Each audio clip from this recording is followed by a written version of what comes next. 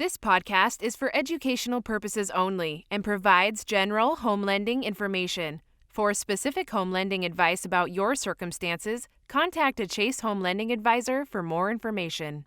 For more information on the various home buying resources mentioned in this podcast, please visit chase.com/affordable. Hi, I'm Nadeska, and you're checking out Season 2 of Beginner to Buyer. Beginner to Buyer is powered by Chase Home Lending, and you can get helpful tools and resources to buy your first home by visiting beginnertobuyer.com.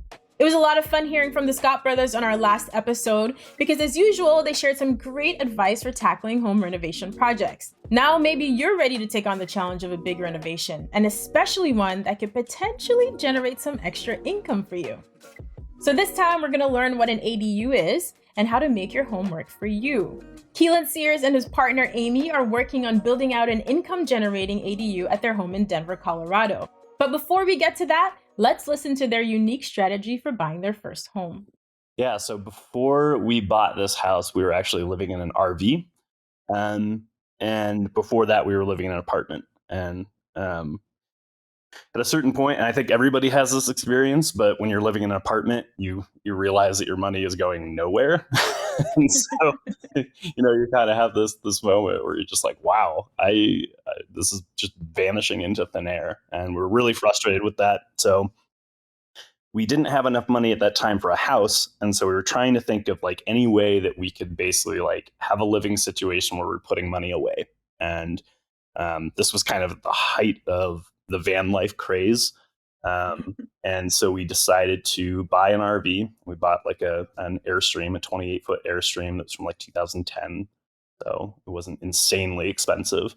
And we started retrofitting it with solar panels, a mobile Wi-Fi router, and modem, so that basically if we were to sell it, somebody would be able to use this to work from the road, which at the time was kind of the thing.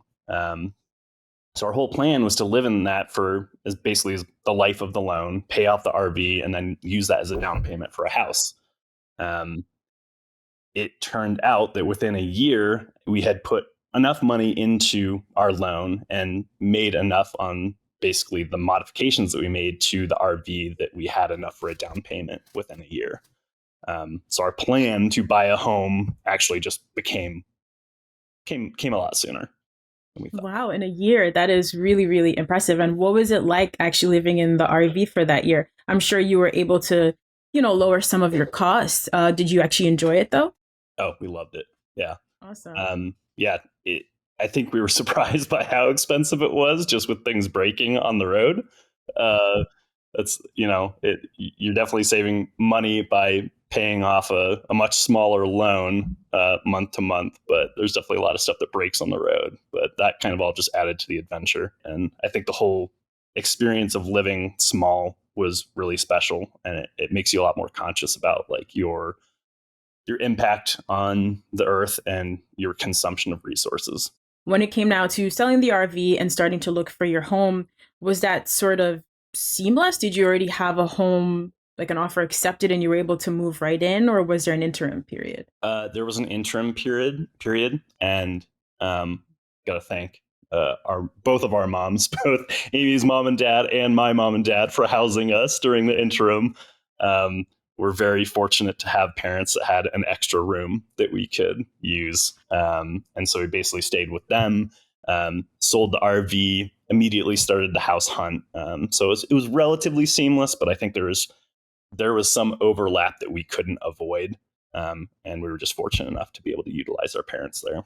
It's good to hear about the overlap. I think it's good for people who are in situations where they feel like it should be a super seamless transition and it doesn't work out like that. I definitely slept on my mom's couch for 3 months when I was trying to close on my first apartment because there were issues, but as long as it worked out. So now tell me a little bit about the process of actually searching for your home. Did you feel at that point financially really confident going in? And what was your list of must-haves and things that you were willing to compromise on, both for you and for Amy? Mm-hmm.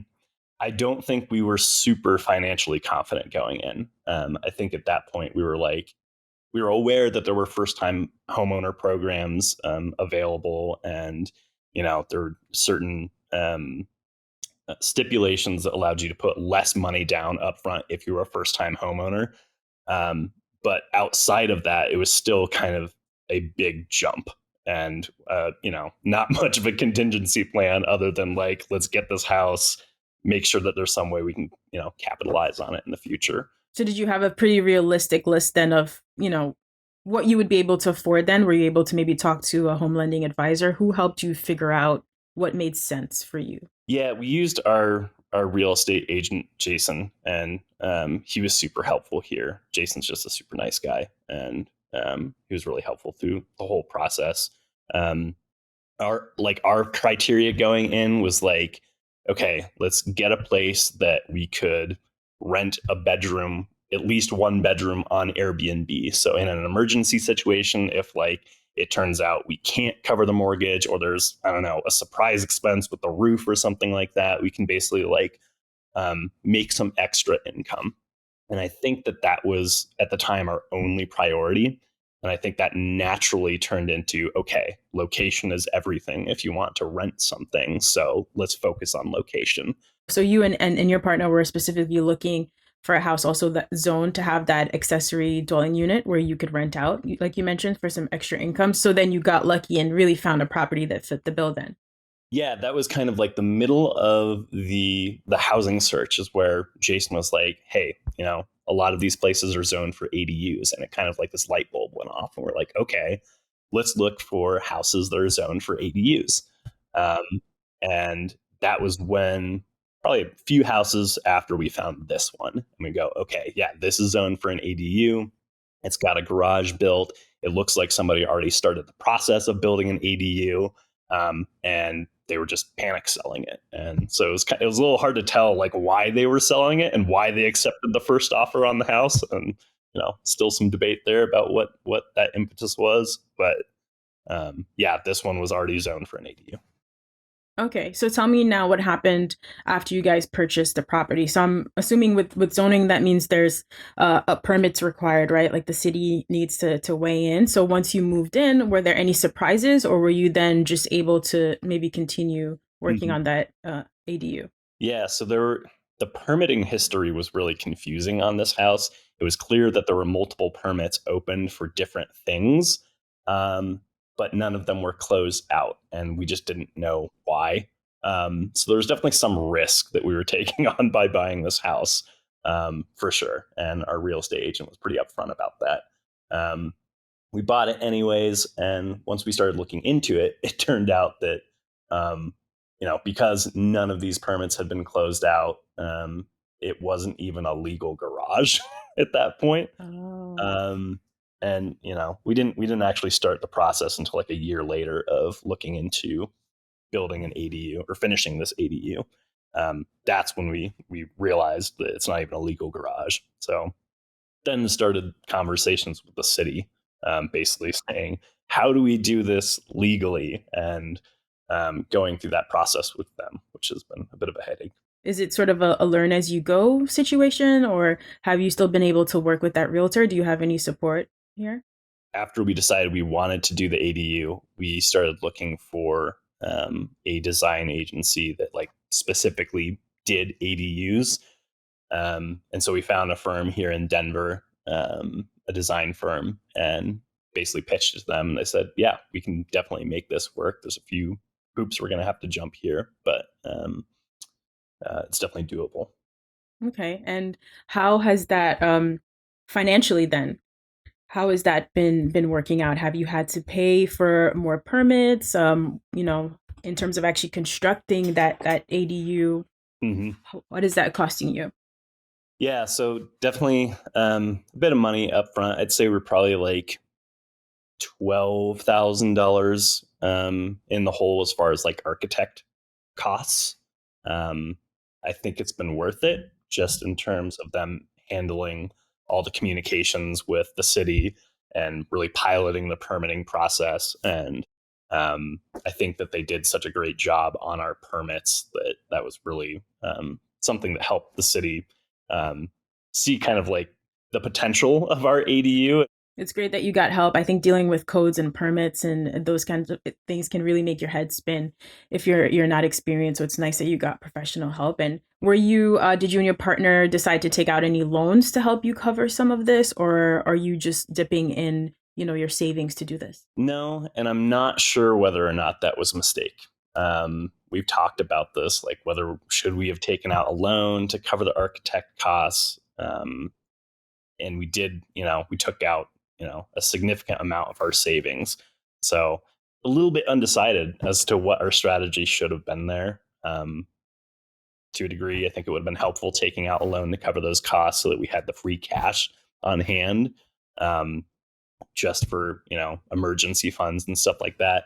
But then on the other hand, now we're not paying any interest on outstanding loans. So do you feel pressure to stick to a certain timeline necessarily? I mean, obviously, like the thought there was really to have this as a rental unit, right? I'm assuming to help you offset your current mortgage. Well, so part of the problem here is once you open permits with the city, you have to start work within 1 year. And luckily, it's been taking a crazy amount of time to get these permits. I think we're over a year in after trying to get these permits, and we still don't have them yet. But once you get awarded the permit, you have a year to start work. So we are kind of constrained by time. And we were really hoping that we'd be able to use equity in our current home because of the current housing market to pay for the project. But I don't think that we're going to be able to cover it just with a home equity loan. Okay, so you're still looking for, I guess if you had to say, your concerns at the moment, it's still figuring out the best way to finance the ADU development? Yeah, yep. I think that's kind of our current dilemma. Before deciding to buy a property where you can have an ADU, you and Amy sat down and maybe at least gave yourselves like a rough idea of what that return on investment might be? Mm-hmm.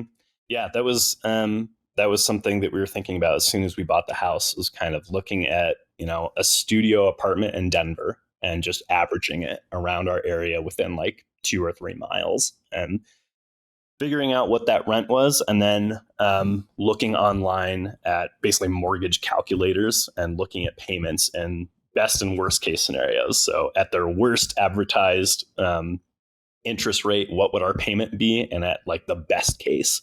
And we kind of figured, hey, at the worst case scenario, if it were at least covering the mortgage or second mortgage or loan payment on the ADU, then that makes sense, because then we essentially just have somebody paying the loan on this appreciating asset. So that was kind of like our thought process going in as far as covering finances. And it's a good thought process. Although you're in a difficult stage right now, I think, an undertaking like this usually ends up being challenging, but I'm sure even by your calculations, it still seems like it's absolutely going to be worth it at the end of the day, right? You're just looking for a little bit of guidance. Yep, exactly. Okay. Well, Keelan, I think it's really just like amazing how you and your partner have approached this situation. I think especially in such a tough market, a lot of people just look out there and say, well, sorry, I don't have the budget for this. I just can't do it. I love that you guys took the approach of, living in our RV and selling that and slowly upgrading. It seems like you're really on the right path. So with all of the things that you've been through to get to this point, what would you say that homeownership really means to you and to Amy? I think home ownership means to me and Amy financial independence in a current climate where that's really hard to attain.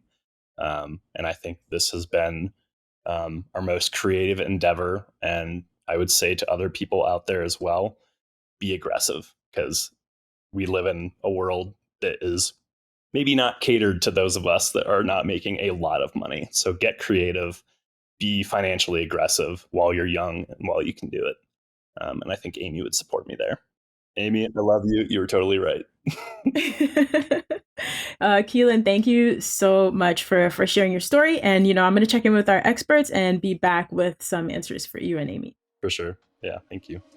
There are so many things to consider before taking on a project like an ADU. It's important to understand the local planning and building requirements, the potential return on investment, and even what it takes to be a landlord. Lots of fun stuff. So we brought in an expert to help us sort through all of that information. Call Peterson works with ADU Specialists, an organization that offers training to industry professionals. So a lot of first-time home buyers are learning a lot of new terms along the way, and one of the terms that they may be hearing pretty often and for the first time is an accessory dwelling unit. Can you tell us what that means? Sure. An accessory dwelling unit has many synonyms. There's probably 60 or more synonyms in the U.S. Granny flat, in-law suite, mother-in-law unit, backyard cottage. All of them kind of imply the same thing, but they're secondary housing units on traditionally single-family home lots. And so they can come in a variety of different structural forms, but it's a standalone free, unit on a primary along with a primary residence. So as you just outlined, something I didn't really think about, there are a lot of synonyms for it. So that means there are then multiple benefits to having an ADU on your property? There's a lot of different motivations of why people might want to build an ADU, but conventionally, there's two dominant motivations. One is for extended living space for multi-generational households, and the second is additional rental income. And so it's usually those two motivations that comprise the variety of reasons why people are interested in building ADUs. And it's oftentimes both of those reasons over a period of time. So somebody might want a extended space for their mom to come live with them while they're raising a child, but then ultimately their mom doesn't want to live in their, on their property or something like that. And so they plan to eventually rent it out until their kid gets older, at which point maybe the teenage child would merit having an additional space on the property so that the mom can telework. And then eventually the parents don't want to be in their city full time, so they begin to rent out the primary house and move into the ADU so they can snowbird in, Arizona or whatever. A lot of flexibility indeed. And you mentioned the word freestanding before. So is an ADU always built separately from the main home? No, not always. In fact, in large parts of the East Coast, in Massachusetts, for example, you cannot build a detached freestanding ADU for the most part. Now, that is not a good idea from a municipal code perspective to require that the ADU be attached or to the primary house. But no, you can definitely have different structural forms of ADUs, like in Portland or, pretty much the whole West Coast. You can have any form of a ADU, whether it's a detached freestanding ADU, an ADU above a garage, an ADU above a workshop, a garage conversion ADU, an internal ADU, like a basement conversion ADU or an attic conversion ADU. But that sometimes will vary depending on the jurisdiction's codes. What if someone already owns a home and wants to build an ADU or convert a space into an ADU? What kind of things should you consider in that situation? There's a lot of consideration. So number one, does your jurisdiction allow accessory dwelling units? Number two, what are the codes? And oftentimes, unfortunately, most of the country, the entire East Coast, I would say, for the most part, has pretty poor ADU codes. So I do a lot of education advocacy for jurisdictions, legislatures that are interested in adopting better codes because so much of the country has such bad codes for ADUs. But in any case, the truth is, even if ADU codes are bad, people are building ADUs anyway. For example, in New York City, Washington, D.C., Boston, people are building tens of thousands of these things, but they're just not legal. They're building them, they're doing basement conversions, and there's tens of thousands of these things in every major city in the country, but they're not legally permitted as ADUs. So in any case, that not to distract from your question, but that's just the reality. So on the West Coast, where you can build ADUs, say the regulations are good, then the next question becomes, can you afford to build this thing? Maybe you can afford to build an internal conversion ADU because you have a garage, so you can convert that structure, and that's going to cost $125,000. But you cannot afford to build a detached freestanding ADU, which will cost $250,000. So depending on the cost, what kind of access to capital that you have, that would kind of perhaps influence what type of accessory dwelling unit you'd be able to build. And then from that point, then you start to get into, what is the sequence of steps that you need to take in order to actually achieve building this ADU. If you're going to do an internal conversion, you might go right to a builder. If you're going to do a detached new construction ADU, you might find a design build company or a builder who can give you an estimate of what it might cost, and that would hone in the scope of whether you're going to do a 400 square foot thing or an 800 square foot thing. And then you go to an architect, and then you go to the city and kind of inquire about whether the proposed idea is going to work within the codes. And then you can start with the design process. And then you get through 3 months of design, 3 months of permitting, 6 months of construction. So I'm not going to sugarcoat this. This is a very major project, the most major project of people's lives other than having a child, probably. Wow. Well, yeah, I was going to ask you, what is the average cost of building an ADU? But as you outlined, there's so many different versions of it. It's hard to pick a cost. So let's talk a little bit about the timeline. If you're someone who's considering this in order to make additional income, how much time should you be roughly factoring in to make this happen? Well, let's go back to the cost for 1 second. So if we're talking about like an apples to apples freestanding detached new construction in the West Coast market in Portland, a new construction ADU might cost $225,000, whereas in San Francisco, a new construction detached ADU might cost a starting point of like $300,000. In the Midwest, it might cost a starting point of like $160,000. So it all depends on where you are and which influences the billable, like how much per hour you're paying for contractors. So the cost, there is a way to reconcile, like understand what the cost might be for a detached new construction ADU. When you're talking about a conversion ADU, then there's a lot of variables. It could be $5,000 if it's a really simple finished space that you're converting to an ADU, or it could be, maybe like $125,000. So there is a way to wrap your head around cost, but it takes some education about what form of ADU you're going to build and what you're starting off with. That makes sense. And then the timeline varies depending on sort of your city and permit rules, et cetera. The timeline is like cost does vary depending on what type of ADU you're building. So if you're doing a conversion of an existing like habitable space, like a basement that already has everything that you need, maybe it's only going to be a couple months to do the construction. If it's a new construction ADU, 6 months to 9 months of construction time, but the permitting time is going to probably be roughly 3 months, on average across the country.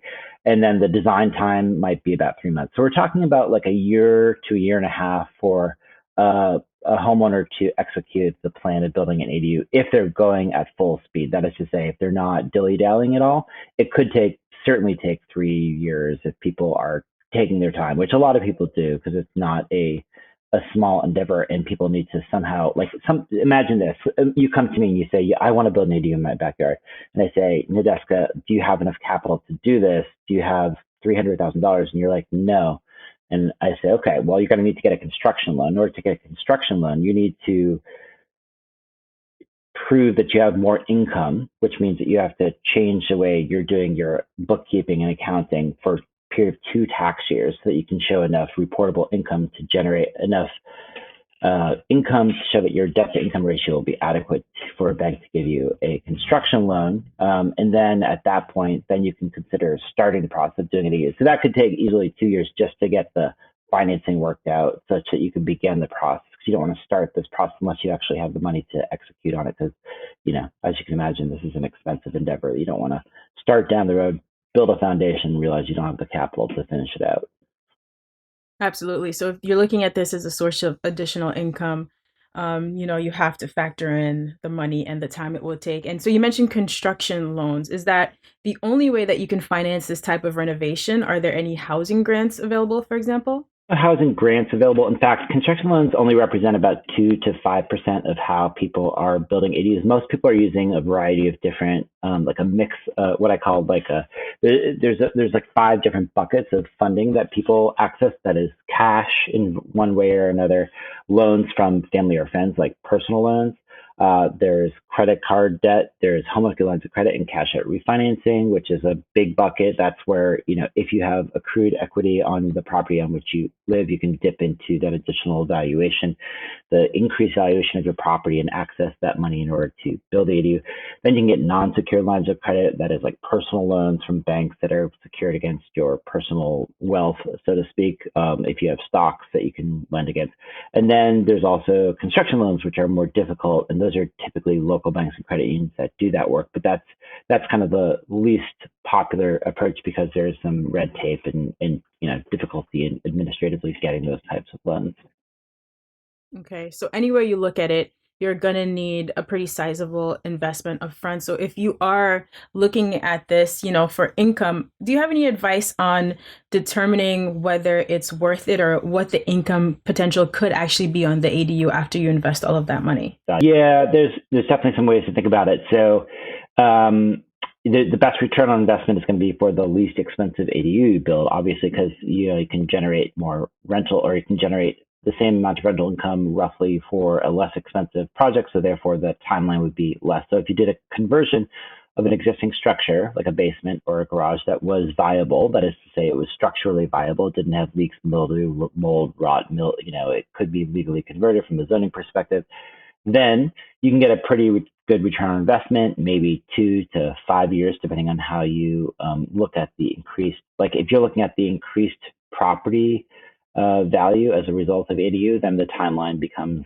less. And in terms of like how much time it takes to pay for it, if you're not including the increased valuation of the property, then the timeline is going to be longer. And then for detached new construction ADU, I'd say 8 to 12 years if you're not including the increased valuation of the improvement. If you're including that increased valuation, then it's going to be like 4 to 6 years for it to pay for itself. Okay, and so if you've made all of these calculations and still decided that it makes sense for you to move forward, what are some of the things that you might want to consider when deciding to use an ADU for additional income? Like once it's fully set up and you are a landlord, for example, it's your first time being a landlord, there are things that you want to keep front of mind. If you're doing this and you're doing it for rental income, then you're going to be a landlord, and so you should become familiar with what is involved with that. They call it passive income, and that's for a reason, because it's not that hard to be a landlord, to be honest. You just have to kind of know what the legal parameters of being a landlord are. And of course, you're going to have to do maintenance on not one dwelling, but 2 dwellings. You're going to be potentially sharing a property with another household. So you have to be mindful of, who's going to park where, if you only have limited amounts of parking, or who's going to store their bikes and lawnmowers where on the property. If you've converted your garage, where are you going to store your bikes, your canoes, your garbage cans, your suitcases? So you might want to build another shed in which to house these like long-term storage needs on a property. So there's definitely some considerations that should be thought of. But for the most part, if you are able to get through the process of building an ADU, which is not a small endeavor, the actual ownership, landlording part of it is pretty easy, all things considered. Figuring out where to store the canoe, you're saying, is not the most stressful part of having an ADU.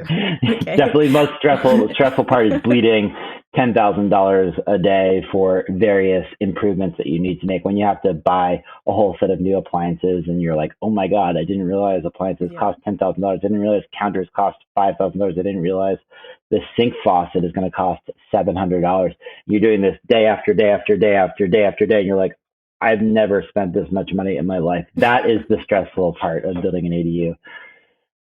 Absolutely. I mean, and once you made it through all of that and tax season rolls around, what does that mean for that additional income you've earned with your ADU? So taxes, there's a good side and bad side. So when you're spending all this money, let's say you build a $200,000 structure on your property, if you're going to use that for rental income, you can actually depreciate the value of that improvement. So $200,000 written off over 27 and a half years on a depreciation schedule means you can knock off, $6,000 a month off, or $6,000 a year off of your rental income. So that's the positive side.